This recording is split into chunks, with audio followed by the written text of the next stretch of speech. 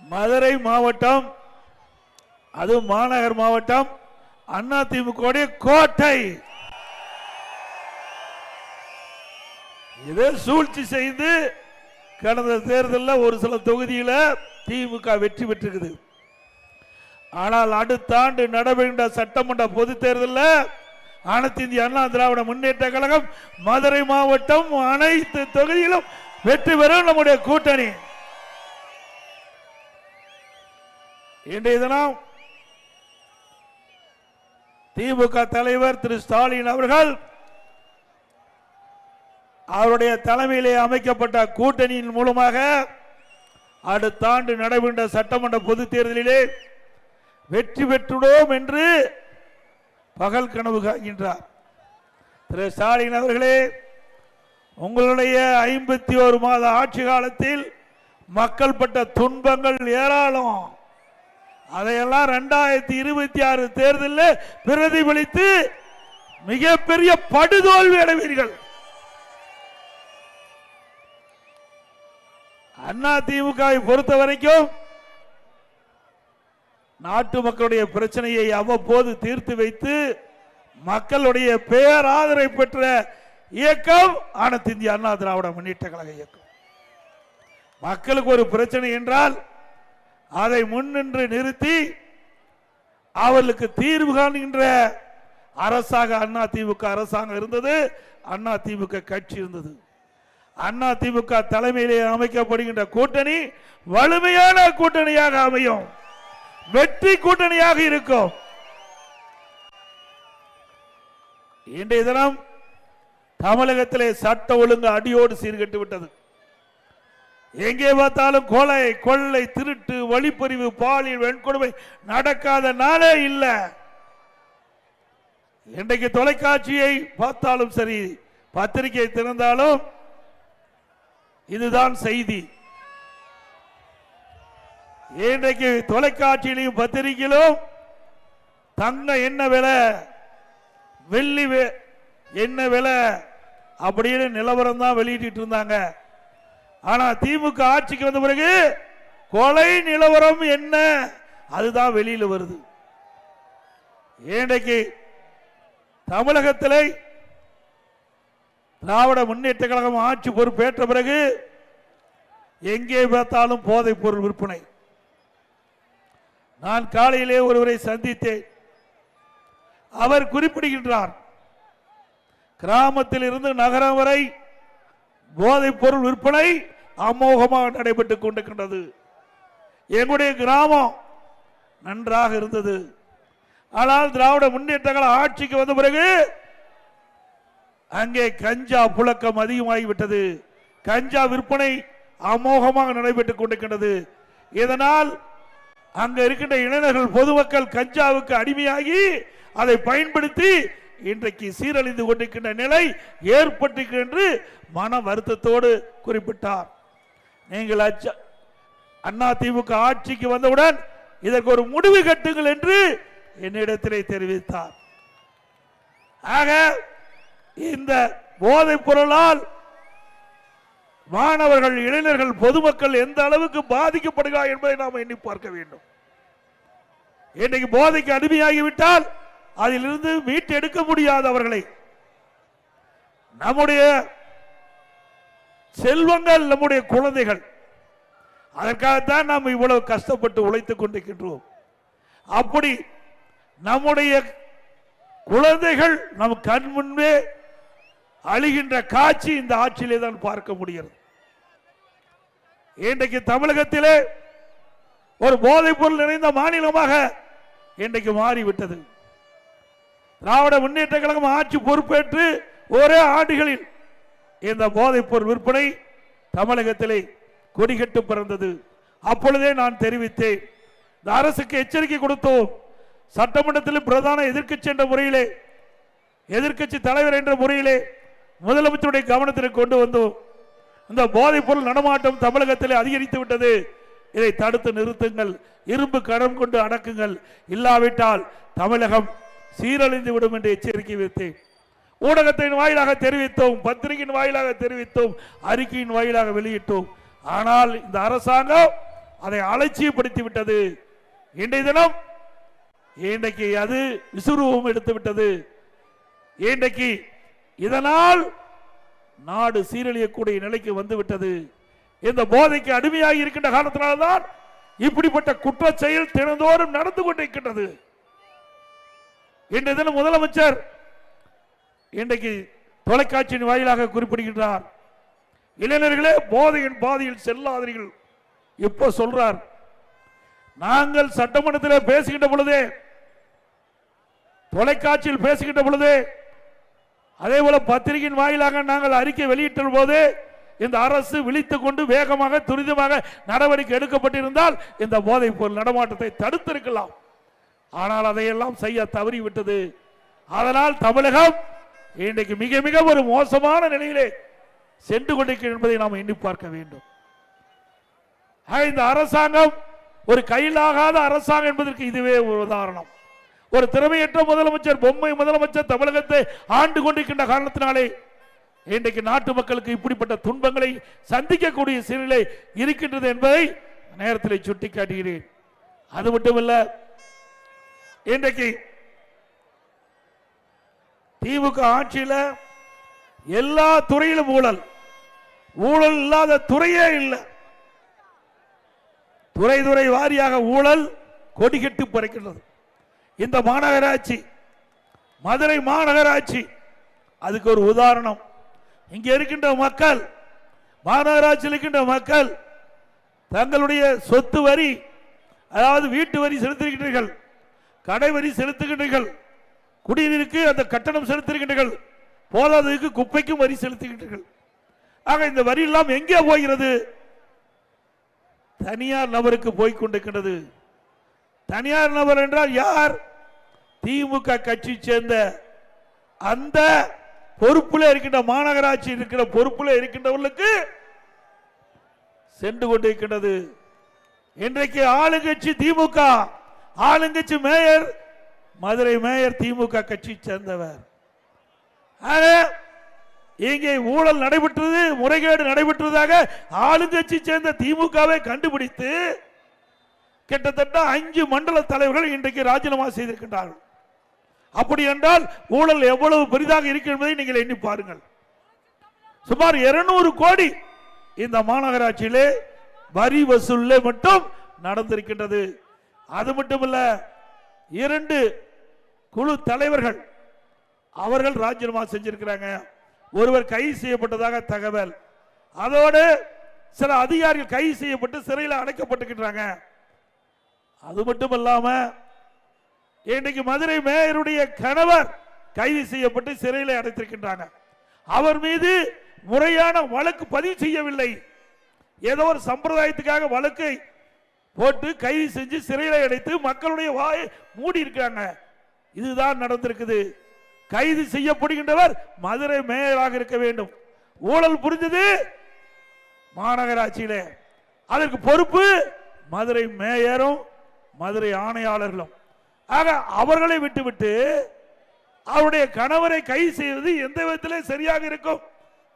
ஆக இந்த அரசு ஊழல்வாதியை காப்பாற்றுவதற்காக இன்றைக்கு முயற்சி செய்து கொண்டிருக்கின்றது. ஊழல் செய்வதற்கு காரணமாக இருக்கின்றவர் மேயர், அதில் இருக்கின்ற ஆணையாளர்கள். இவர்களை விட்டுவிட்டு இந்த அரசாங்கம் மக்களுடைய கொந்தளிப்பை அடக்க வேண்டும். அதற்காக ஒரு கைதி நடவடிக்கை இன்றைய தினம் எடுத்திருக்கின்றார்கள்.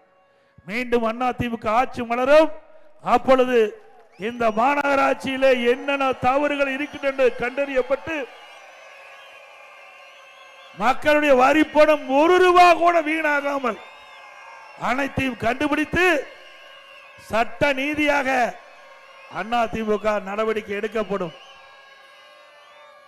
அது மட்டுமல்ல, இந்த வரி எதற்காக போடுகின்றார்கள்? இந்த மக்களுடைய அடிப்படை தேவைகள் அதை நிறைவேற்றுவதற்கு தான் வீட்டு வரி, கடை வரி, குடிநீருக்காக கட்டணம், குப்பை வரி என்று வரி போட்டு மக்களிடத்தில் வசூல் செய்து அதன் மூலமாக இந்த மதுரை மாநகராட்சியில் இருக்கின்ற மக்களுக்கு முறையாக பல்வேறு திட்டங்கள் செய்வதற்கு தான் இந்த வரி வசூல்.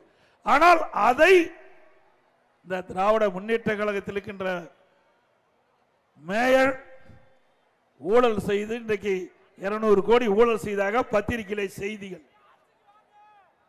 அது மட்டுமல்ல, இந்த வரி வசூல் செய்யப்பட்ட பணத்தை இவர்கள் கொள்ளையடித்து விட்டார்கள். ஆனால் மதுரை இருக்கின்ற நிர்வாகத்திற்கு பணம் தேவை. அதுக்காக 260 கோடி இந்த மதுரை மாநகராட்சி கடன் வாங்குவதாக பத்திரிகையிலே செய்தி வந்துள்ளது. ஆக மக்கள் கட்டுகின்ற வரி பணம் முறையாக செயல்படுத்தவில்லை. அதற்கு மாறாக இந்த திட்டத்தை மதுரை மாநகரத்தில் இருக்கின்ற மக்களுக்கு தேவையான அடிப்படைகளை செய்வதற்கு 260 கோடி கடன் வாங்க என்று சொன்னால் இந்த கடன் யார் கட்டுவது? இந்த கடனுக்கு மேலும் வரி போட்டுத்தான் அந்த கடனை அடைக்க முடியும். ஆக இந்த அரசாங்கம் மக்களை வாட்டி வைத்துக் கொண்டிருக்கிறது. முறையாக செயல்படாத அரசாங்கம், ஊழல் அரசாங்கம் என்பதற்கு இதுவே சான்று. இந்த ஆட்சி திராவிட முன்னேற்ற கழக ஆட்சி, திராவிட முன்னேற்ற கழகத்துடைய மேயர், திராவிட முன்னேற்ற கழகமே விசாரிக்குது, திராவிட முன்னேற்ற கழகமே அவர் மீது வழக்கு போடுது, கை செய்து. இப்படிப்பட்ட ஒரு தவறு எந்த ஆட்சியிலும் நடந்தது கிடையாது. இதுதான் ஊழல் அரசாங்கம் என்பதற்கு சான்று. ஒருவனை சோற்றுக்கு ஒரு சோறு பதம் என்பார்கள். அதுபோல இந்த அரசாங்கம் செய்கின்ற தவறுக்கு இந்த மாநகராட்சியினுடைய நிர்வாகமே சான்று.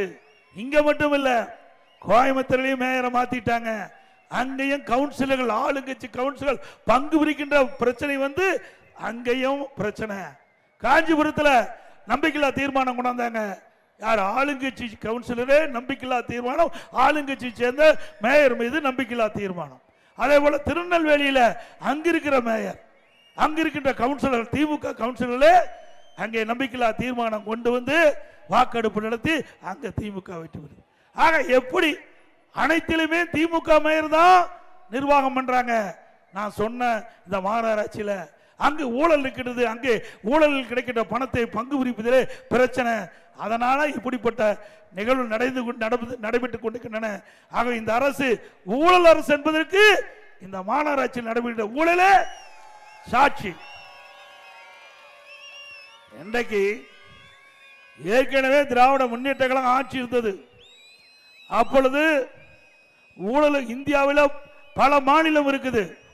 ஆனா ஊழலுக்காக கலைக்கப்பட்ட ஒரே அரசாங்கம் திமுக அரசாங்கம் தான். எந்த அரசாங்கமும் ஊழலுக்காக கலைக்கப்பட்டதில்லை.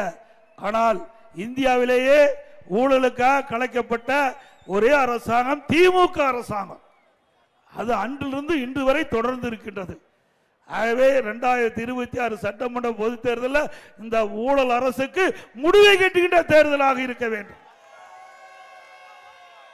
அதோட இன்றைக்கு டாஸ்மாக் கேட்க வேண்டியதே கிடையாது. உங்களுக்கு நல்லா தெரியும். நீங்க தானே 10 ரூபா அதிகமாக கொடுத்தானே வாங்குறாங்க. நீங்க போய் வாங்கல, பொதுவாக சொல்றேன். நம்ம யாரும் போக மாட்டீங்க, நம்ம நாட்டில் யாரும் போக மாட்டீங்கன்னு நம்புறேன். ஆக மதுக்கடைக்கு சென்றா அந்த மது பாட்டில் வாங்கினா 10 ரூபா அதிகம் கொடுத்தா தான் அந்த மது பாட்டில் கிடைக்குது. தமிழகத்தில் 6000 மதுக்கடைகள் இருக்குன்னு. அந்த 6000 மதுக்கடையில் ஒரு நாளைக்கு 1.5 கோடி பாட்டில் விற்குது. ஒரு பாட்டிலுக்கு 15 ரூபா, 10 ரூபா அதிகமாக கொடுத்து வாங்கினா 1.5 கோடி பாட்டிலுக்கு ஒரு நாளைக்கு 15 கோடி மேலிடத்துக்கு போயிட்டு சொல்றாங்க. அப்படினால் மாதத்துக்கு 450 கோடி இந்த மேலிடத்துக்கு போயிட்டு இருக்குது. வருடத்திற்கு 5400 கோடி இன்றைக்கு மேலிடத்துக்கு சென்று கொண்டிருப்பதாக தகவல். இந்த 4 வருடத்தில் 22,000 கோடி இந்த டாஸ்மாக் ஊழல் மட்டும் இந்த அரசாங்கம் கொள்ளையடிச்சிருக்குது. இப்படிப்பட்ட ஊழல் அரசாங்கம் தொடர வேண்டுமா? சொல்லுங்க. இது வெட்ட வெளிச்சத்தில் இருக்குது, எல்லா வலைதளத்திலும் வந்திருக்குது, எல்லா பத்திரிகையிலும் வந்திருக்குது. இன்றைக்கு மதுபான கடையில் ஒவ்வொரு பாட்டிலுக்கும் 10 ரூபா அதிகமாக வசூல் பண்றது எல்லாத்துக்குமே தெரியும். தெரியாது ஒன்றுமே கிடையாது. ஆக இவ்வளவு பெரிய மெகா ஊழல் டாஸ்மாக் நடந்திருக்குது. அண்மையில் அங்க ஈடி இதை விசாரிக்க முற்பட்ட பொழுது முதற்கட்டமா இந்த டாஸ்மாக்ல 1000 கோடி முறைகேடு நடந்ததாக பத்திரிகையில் செய்தி வெளியிட்டாங்க.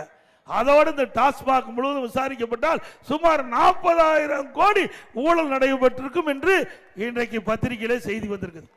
இந்த ஒரு துறையில் மட்டும் இவ்வளவுனா மற்ற துறையெல்லாம் எவ்வளவு கொள்ளையடிச்சிருப்பாங்க எண்ணி பாருங்க. இப்படி தமிழகத்தில் சுரண்டுகின்ற ஆட்சி தேவையா? கொள்ளையடிக்கிற ஆட்சி தொடர வேண்டுமா? ஆக திரு ஸ்டாலின் அவர்களே, நீங்கள் காண்கின்ற கனவு பகல் கனவாக இருக்குமோ ஒழிய உங்களுடைய ஆட்சியிலே மக்களுக்கு எந்த நன்மையும் கிடைத்ததில்லை, எந்த பலனும் கிடைத்ததில்லை. ஆனால் உங்கள் குடும்பம் செல்வாக்காக இருக்கும். ஏன்னா இவ்வளவு பணமும் எங்க போகுது? போற இடத்துக்கு போகுது. அப்படித்தானே? உண்மைதானே? வேற எங்க போகுது இந்த பணம்? விடுவாங்களா?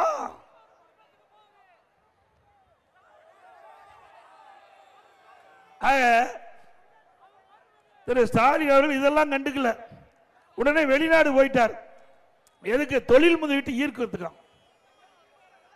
தொழில் முதலீட்டை ஈர்க்க போகல, இங்க செய்த ஊழலில் கிடைக்கின்ற பணத்தை தொழில் முதலீடு செய்ய போயிருக்கார்.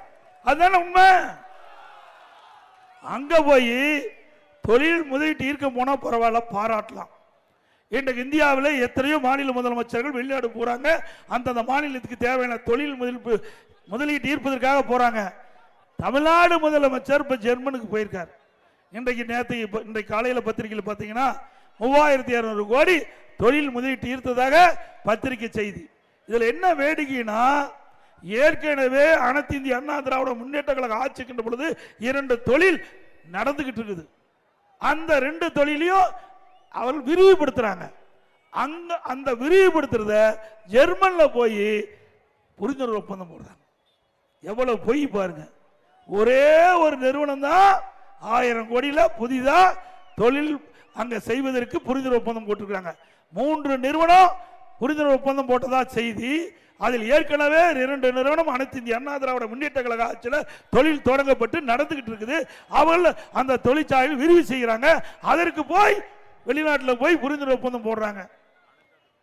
இப்படி மக்களை ஏமாற்றி தொழில் முதலீட்டு ஈர்ப்பதாக சொல்லி வெளிநாடு போய் முதலமைச்சர் ஒரு பொய்யான செய்தி வெளியிட்டு இருக்கிறாங்க. அது மட்டும் இல்ல, அனைத்து இந்திய அண்ணா திராவிட முன்னேற்ற கழக ஆட்சிக்கிற போது இதே புரட்சி தலைவி அம்மா அவர்கள் சென்னையிலே முதலாக தொழில் முதலீட்டார் மாநாட்டை நடத்தி சுமார் 2,42,000 கோடி தொழில் முதலீட்டு ஈர்க்கப்பட்டது. 98 புரிந்துணர்வு ஒப்பந்தங்கள் போட்டாங்க. அந்த புரிந்துணர்வு ஒப்பந்தங்கள் எல்லாம் இப்பொழுது நடைமுறைக்கு வந்து அந்த தொழிற்சாலைகள் எல்லாம் இன்றைக்கு இயங்கி இருக்கின்றது. அதுல தான் வேலை வாய்ப்பு கிடைக்குது.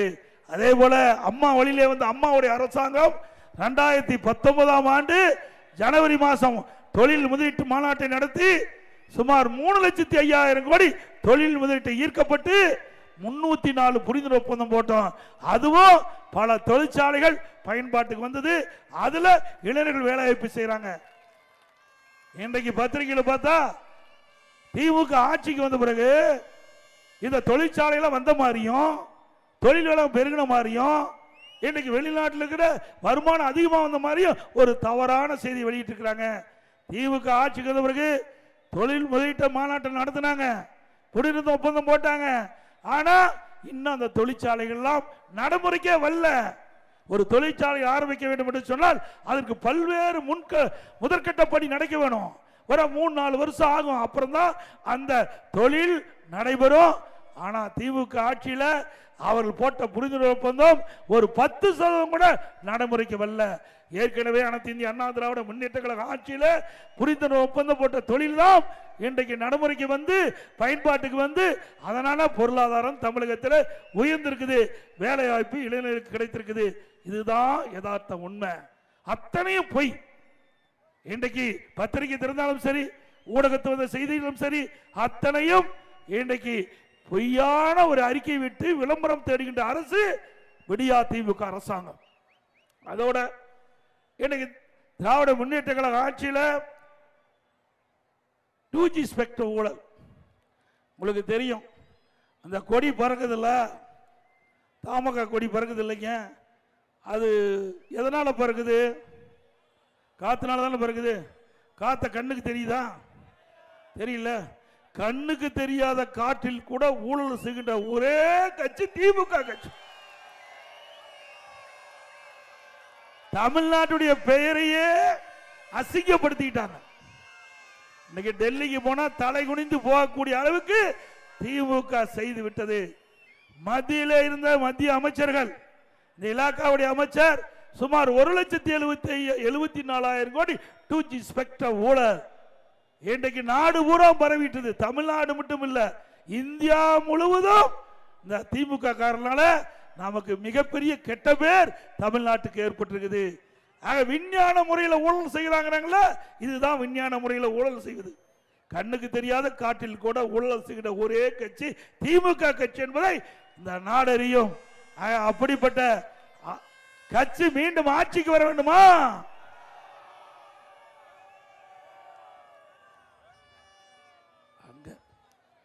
அதோட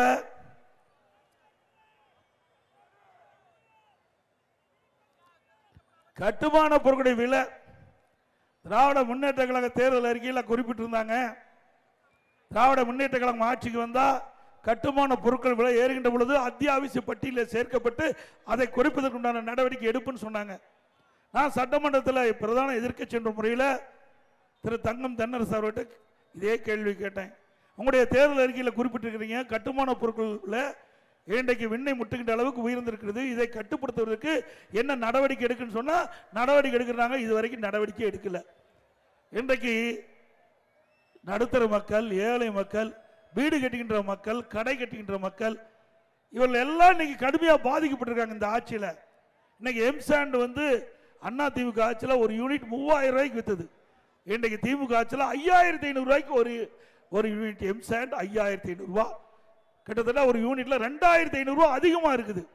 அதே போல ஜல்லி அண்ணா திமுக ஆட்சியில் ஒரு யூனிட் 2000 ரூபாய்க்கு வித்தது. இப்போ திமுக ஆட்சியில் கிட்டத்தட்ட 4500 ரூபாய்க்கு ஒரு யூனிட் ஜல்லி விற்குது.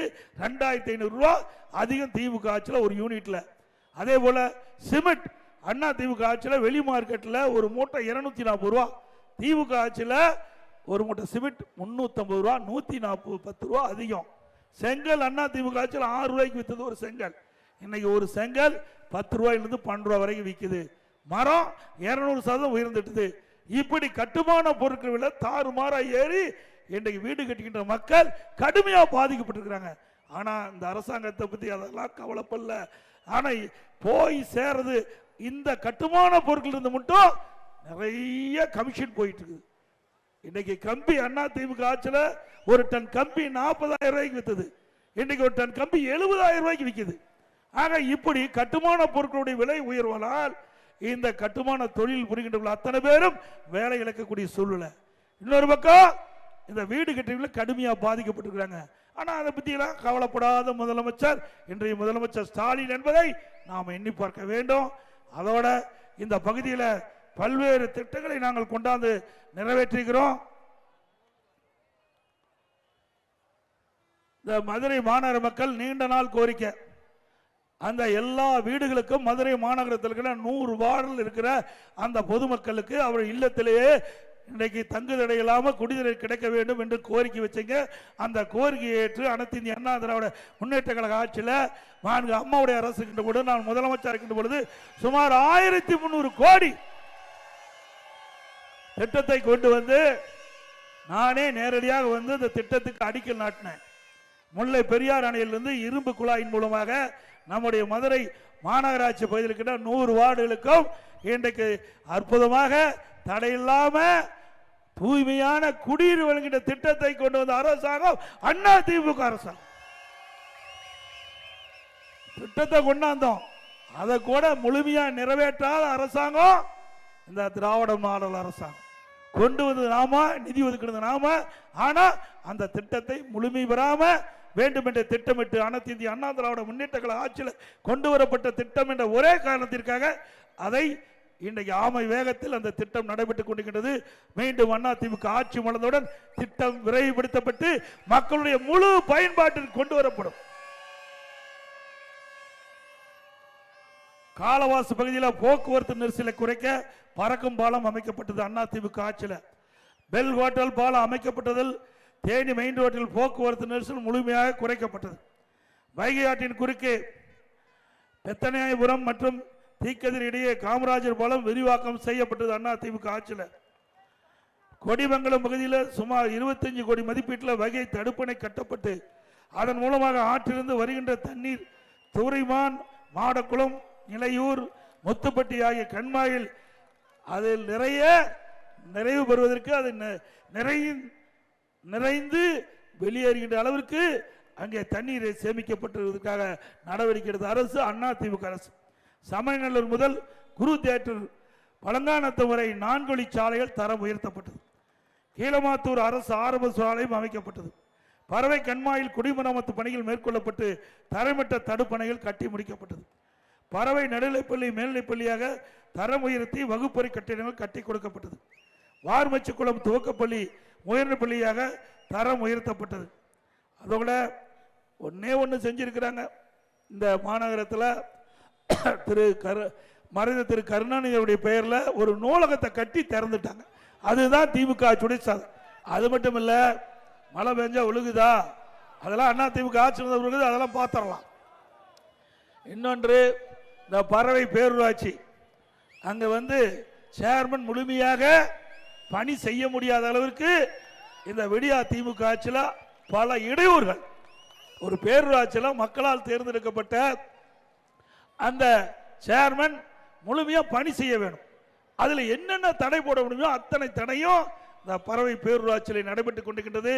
அனைத்து இந்திய அண்ணா திராவிட முன்னேற்ற கழக ஆட்சி அமைந்தவுடன் அந்த பேரூராட்சியில் இருக்கின்ற மக்களுக்கு அந்த பொறுப்பில் இருக்கின்ற சேர்மன் அவர்கள் என்னென்ன தேவை என்று மக்களுக்கு என்னென்ன தேவை என்பதை அறிந்து அரசுக்கு பரிந்துரைக்கின்றோ அதையெல்லாம் செய்து கொடுத்து மக்களுக்கு தேவை நன்மைகள் அண்ணா திமுக ஆட்சியில் கிடைக்கும் என்பதை நேரத்தில் தெரிவித்து,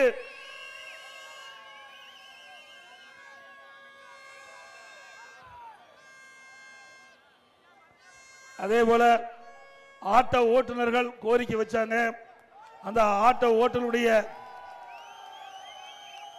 சங்கத்தில் உறுப்பினர் இருக்கின்ற அந்த ஓட்டுநர்கள், ஆட்டோ ஓட்டுநர்கள் அவள் புதிதாக ஆட்டோ வாங்குவதற்கு அனைத்து இந்திய அண்ணா திராவிட முன்னேற்ற கழகம் அமைந்தவுடன் அவர்களுக்கு ஒவ்வொரு ஆட்டோவுக்கும் 75,000 ரூபாய் மானியம் வழங்கப்படும்.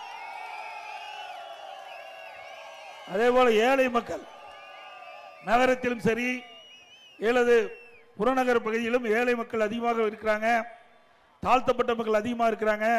அவர்களுக்கு வீட்டு மனை பல பேருக்கு இல்லை, பல பேர் குடிசையில் இருக்கிறாங்க.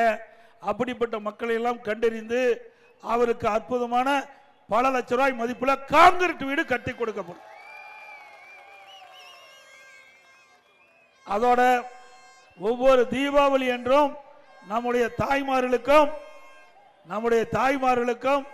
நம்முடைய சகோதரிகளுக்கும் அற்புதமான சேலைகள் வழங்கப்படும். அதுபோல திருமண உதவி திட்டத்தில் திராவிட முன்னேற்ற கழக அரசு வந்த பிறகு அந்த திட்டத்தை ரத்து பண்ணியிருக்காங்க. அம்மா இருக்கின்ற பொழுது திருமண உதவி திட்டத்தில் 25,000 50,000 கொடுத்தோம். தாலிக்கு தங்கம் ஒரு சவரன் கொடுத்தோம்.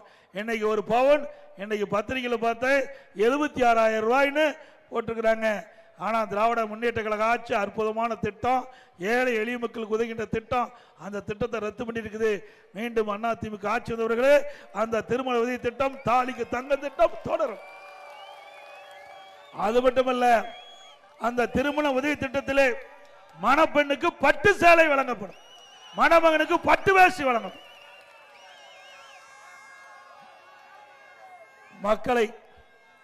மக்களை காப்போம், தமிழகத்தை மீட்போம்.